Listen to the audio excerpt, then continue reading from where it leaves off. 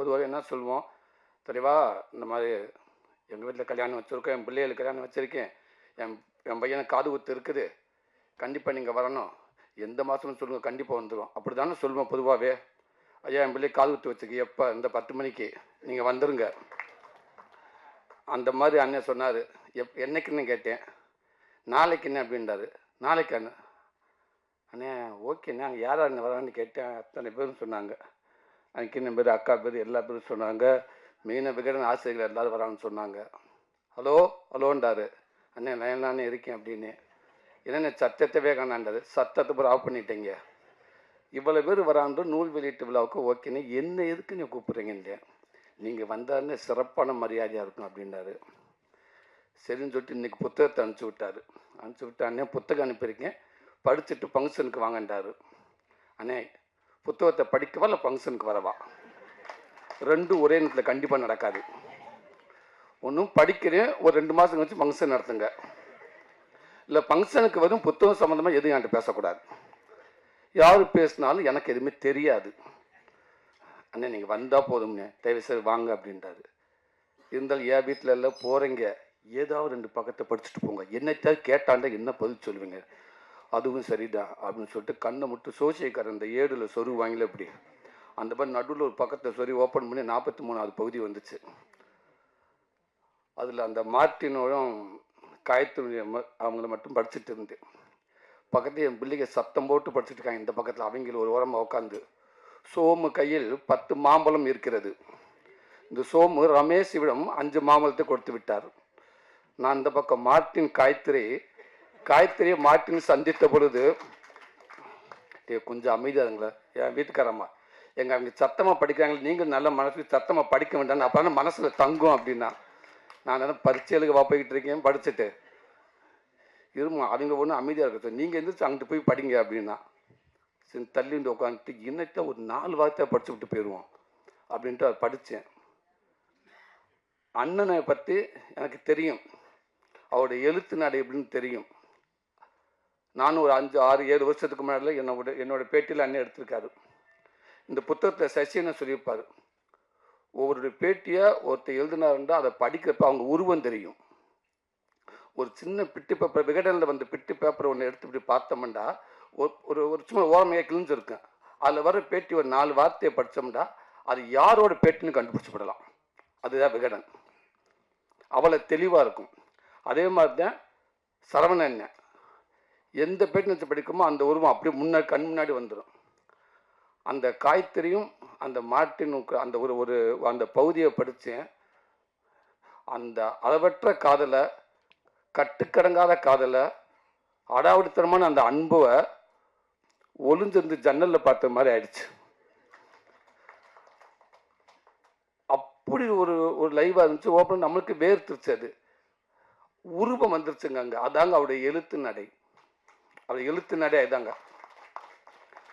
Sir Kalaimani sir சொன்ன மாதிரி அதிகமாக பேசுகிறோட அமைதிக்கு மிகப்பெரிய பவர்னு சொல்கிற மாதிரி, உண்மைக்கே எவ்வளோ பேசினாலும் புத்தக வழியாக வரைக்கும் மிகப்பெரிய பவர் இருக்குது. எப்போவுமே எழுத்து நிலையில் வரைக்கும் மிகப்பெரிய பவர் இருக்குது. ஆனால் அந்த 2 பக்கத்தை படிச்சோன்னு போராடினேன். ஏண்டா படிக்க வேண்டிய நேரத்தில் என்ன படிச்சிருந்தேன்னு வச்சுக்கோங்களேன், இன்றைக்கி இதை விட நல்லா இருந்திருக்கலாம், இன்னும் மேலே இருந்திருப்பேன். படிக்க வேண்டிய புத்தகத்தை படிக்காமல் விட்டுட்டோம்.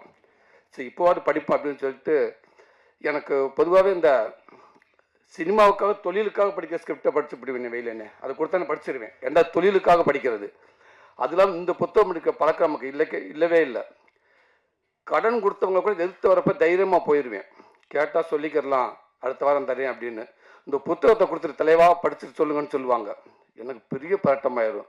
பார்க்குற இடம்லாம் புத்தகத்தை கொடுத்துருவாங்க. கொடுத்துட்டு சூப்பர் இடம், நீங்கள் இதை படிங்கண்டுவாங்க. அப்படி தான் சமீபத்தில் சமுத்திரக்கணி எனக்கு புத்தகத்தை கொடுத்தாரு அண்ணன்.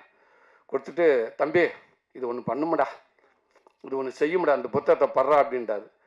அதுக்கப்புறம் இன்னொரு பார்த்தாரு, டேய் இந்த புத்தகம் வேற ஒன்று பண்ணுதுடா உள்ள, இந்த புத்தகத்தை படுறான்டார். 2 புத்தகத்தை வாங்கியாச்சு. இப்போ எங்கன்னா எனக்கு அவருக்கு பார்க்குற இடத்துலாம் பயம். ஐயோ இந்த வந்துட்டாரு, புத்தகத்தை கொடுத்தமே படித்தானான்னு கேட்பாரு. இப்படி போயிடுறது. ஏதாவது சந்திச்சா ஏன்டா படித்தேன் அண்ணன் படிச்சுண்ணே, அண்ணன் ஏங்க என்ன தூங்க விடலைண்ணே. அதே அந்த 10th பேஜுக்கிட்டலாம் ஒரு மாதிரி ஆயிடுச்சுண்ணே. 10th அதுக்கு மேலே ட்ராவல் பண்ண முடியலண்ணே. டே அது வேறு மாதிரி ஒன்று பண்ணுமுடா அப்படின்றது. அண்ணே கண்டிப்பாண்ணே விடவே மாட்டேனே. விட்றாவா இல்லை இல்லைண்ணே படிக்கிறேன் ஐயோ கடவுளே சாமி என்னடா பண்ணு. இப்படி தான் நம்ம வீட்டு பிள்ளை ஷூட்டிங்கில் இருக்கப்போ டக்குன்னு வேலராமூர்த்தி அண்ணன் வந்தார். ஆகா இவர் இப்போ நானும் எஸ்கே தம்பி எப்பவுமே ஏதாவது பேசிட்டே இருப்போம், சும்மா இருக்க மாட்டோம்ங்க. தம்பி அண்ணன் பயங்கம்னு எழுத்தாள தெரியல, ஆமாம் மாண்டார், நம்ம ஏதாவது ஆரம்பிச்சு விடுவோம். ஆனால் அந்த டவுன் த ஒர்த் தேர் வே அந்த புக் படிச்சுன்னா எஸ்கே அந்த கேட்பாப்புல.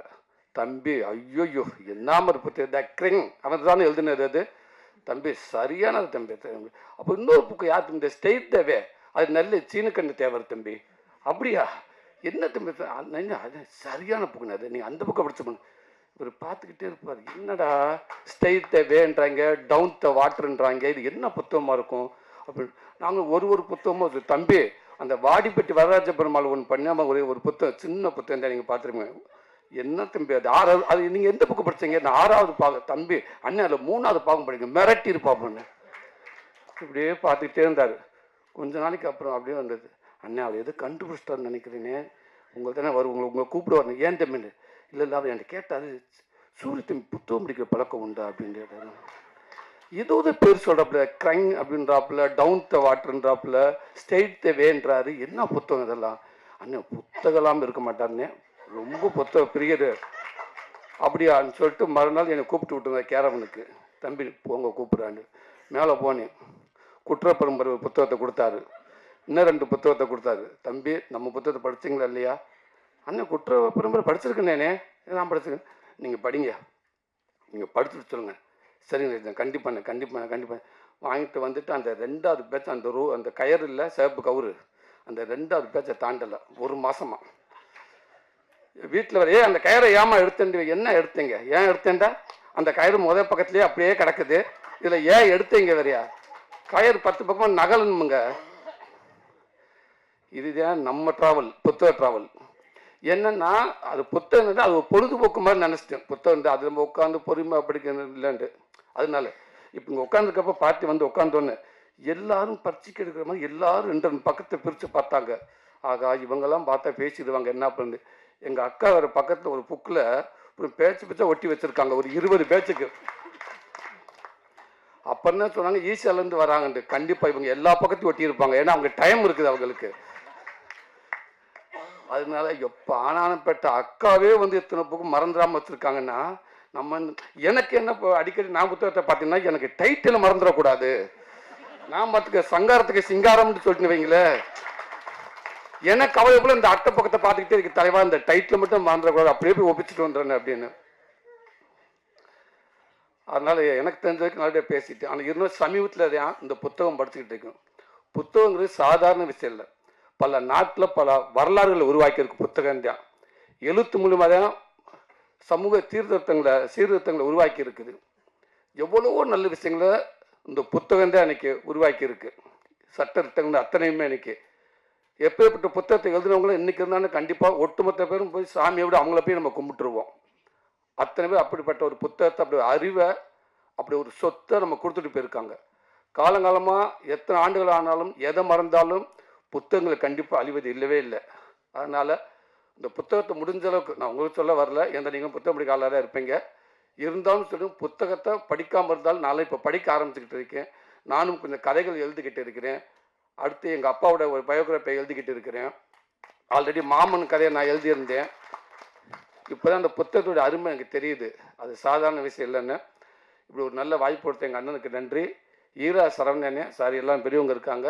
ஈரா சரவணனை வந்து நியாயமாக பார்த்தா நான் வெளியில் நின்று என் அன்பு தங்கச்சி கலாகுடியும் என் அண்ணன் பக்கத்தில் நின்று எல்லாத்தையும் நான் வரவேற்றிருக்கணும். எங்களுக்குள்ளே அப்படி ஒரு நட்பு இருக்குது. அப்படி ஒரு அண்ணன், அவருடைய எழுத்து அவ்வளோ பவர்ஃபுல்லான எழுத்து. வெயிலண்ணே சொன்ன மாதிரி அவர் கொஞ்சம் கமர்ஷியலாக படம் எடுக்கணும்னு நினச்சிருந்தாருந்தா கண்டிப்பாக இன்றைக்கி ஒரு 15 கோடி சம்பளம் வாங்குற அளவுக்கு ஒரு இயக்குனர் அவர் இருந்திருப்பார். ஆனால் ஒரு நாளும் அந்த இதுக்குள்ள அவர் போக மாட்டேங்கிறார். எனக்கு சமூகத்தில் என் படம் என்ன பண்ணி என் படம் இந்த சமூகத்துக்கு என்ன தேவைப்பட்டுச்சு, என் படம் யாராவது மாற்றிருக்கா அப்படின்ட்டு அவர் சொல்லுவார் எப்போவுமே. இல்லைண்ணே கொஞ்சம் எக்ஸ்ட்ரா கொஞ்சம் பெருசாக போனேன் ஸ்கேல். அப்போ தான் அண்ணே இல்லைண்ணே, ஹோட்டலில் வந்து ஆர்டர் கொடுத்து சாப்பிட்றது வேறண்ணே, இதெல்லாம் சொல்லி டெஸ்ட் கொடுத்து அதை வாங்கி ஆர்டர் கொடுத்து அதை சமைச்சு கொடுக்குறது வேறண்ணே. ஆனால் அவங்களுக்கு என்னெல்லாம் பிடிக்கணும்னு எனக்கு தெரிஞ்சதை நான் சமைச்சு இருந்தாங்க சாப்பிடுன்னு கொடுக்குறது அது என்னோட இதுன்னு. அப்போ அவங்களுக்கு பிடிச்சது நான் எதுக்கு நான் திருப்பி எடுத்து நான் அப்படியே சமைச்சு கொடுக்க அது யூஸ்வல் தானே. எனக்கு பிடிச்ச நான் சமைச்சு கொடுக்குறேன், கண்டிப்பாக அவங்க பிடிக்கும்னே, என்னோட இது அதுதானே அப்படின்ட்டுவாரு. அண்ணே தொடர்ந்து இந்த சமூகத்துக்கு நீங்கள் எப்பயும் உங்கள் பங்களிப்பு இருந்துகிட்டே இருக்கும். நீங்கள் வெறும் ஒரு இயக்குனராக மட்டும் இல்லை, நீங்கள் ஒரு சமூக பொறுப்புள்ள வந்து எனக்கு நல்லா தெரியும். அதையும் தாண்டி எங்கள் அண்ணன் எனக்கு வாழ்க்கைக்கு நிறைய நேரங்களில் என்னை வழிநடத்த போகிறதும் நிறைய விஷயங்கள் நான் உங்கள் மூலமாக அதை நான் பார்த்துட்ருக்கேன். என்னை வழிநடத்திட்டு இருக்கீங்க. ரொம்ப நன்றிண்ணே. இந்த புத்தகம் இன்னும் இது மிகப்பெரிய ஒரு படமாக மாறும் அப்படின்னு நான் நம்புகிறேனே, வரணும்னு நம்புகிறேனே. இவ்வளோ பேர் இருக்காங்கண்ணே, இவ்வளோ பெரியவங்க இருக்காங்கண்ணே, இந்த புத்தகத்துக்குள்ளே அத்தனை சப்போர்ட் இருக்குண்ணே. கண்டிப்பாக உங்களுக்கு மிகப்பெரிய ஒரு தூணாக இருப்பாங்கண்ணே. இந்த சொசைட்டியில் உங்கள் விருப்பம் போல் இன்னும் கொஞ்சம் கமர்ஷியலில் பெரிய படமாகவும் உங்கள் எண்ணங்கள் மாறாமல் கண்டிப்பாக அடுத்தடுத்த சினிமாவில் ஒரு பெரிய இயக்குனராகவும் சமூகத்தில் நல்ல ஒரு பொறுப்புலாம் நீங்கள் இருப்பீங்கன்னு நான் நம்புகிறேனே. நன்றிங்கண்ணே. அது அன்பு தங்கச்சி, தங்கச்சி, நன்றிப்பா தங்கச்சி. நீங்கள் எப்பவுமே நல்லா இருக்குன்ற தங்கச்சி.